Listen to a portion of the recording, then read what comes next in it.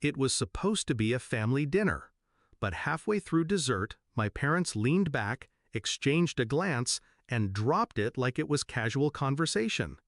"We've decided," my father said, cutting his pie, "your inheritance will be redirected to pay off your brother's debts. It's only right."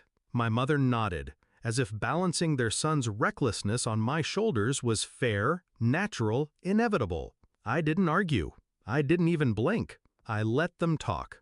Because what they didn't know, what they could never undo, was that every cent was already gone, tucked away in a trust so locked down they couldn't even breathe near it.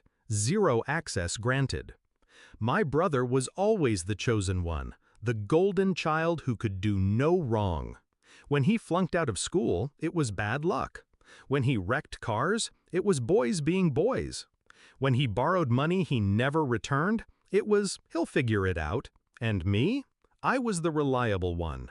Quiet, steady, the child they could count on, which really meant the one they could use. I learned early not to expect applause, but I didn't expect betrayal either.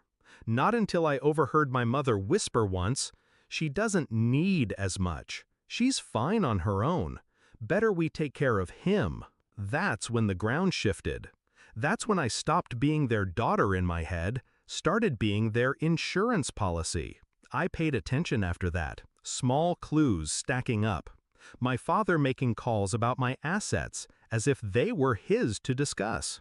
My mother asking me to sign vague family paperwork. The final crack came one evening, when I stumbled on my brother's message thread. He was laughing about it. "Don't worry, Mom and Dad will cover it. They'll use her share. She'll never say no." That was the night I stopped being quiet. I didn't confront them. I didn't shout or cry. I made a plan. Revenge wasn't about taking anything from them. It was about denying them. I contacted a lawyer. Discreet, ruthless. Together, we structured everything into a trust fund. Airtight, irrevocable, untouchable. Assets, properties, investments, every thread tied up so tightly that even if my parents tried, they couldn't pry a single stitch loose. The trustee wasn't family, not someone they could manipulate with guilt. It was a firm, professional, paid to follow rules, not feelings. I signed the last document with steady hands. Relief washed over me like cold steel. From that moment on, my inheritance wasn't theirs to decide. It was mine, forever sealed. So when they called the family meeting, I was ready. We sat in the living room, plates clinking, my brother smirking like he already held the keys to my future. My mother started explaining how it was temporary, how I'd understand once I had children of my own. I nodded. I let them explain how my sacrifice would keep the family name intact. I let my brother joke about owing me one. Inside, I was calm, detached, like watching actors stumble through a play whose ending I already knew. They thought they were delivering news. In reality, they were confessing. I waited until they'd said everything, until my father leaned back with that final tone of authority and said, "So it's settled." Then I smiled. "No," I said quietly. 3 heads snapped toward me. Confusion? Annoyance? "What do you mean, no?" my mother asked. I leaned forward, rested my elbows on the table. "Every asset you think you control," I said, "has already been moved. Months ago. Into a trust. Ironclad. You can't touch it. Not for his debts, not for anything." My brother scoffed, tried to laugh it off.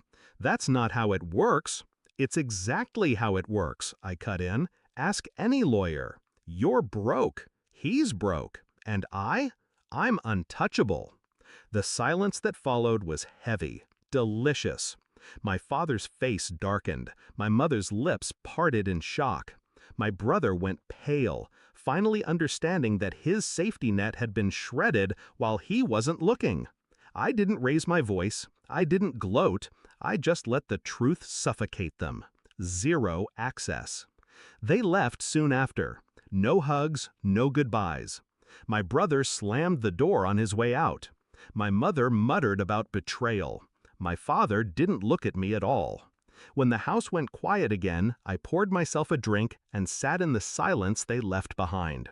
For years, they treated me like a resource, something to drain when convenient. They thought my silence was weakness. But silence isn't weakness, it's patience. And patience, when timed right, is power. Now they know.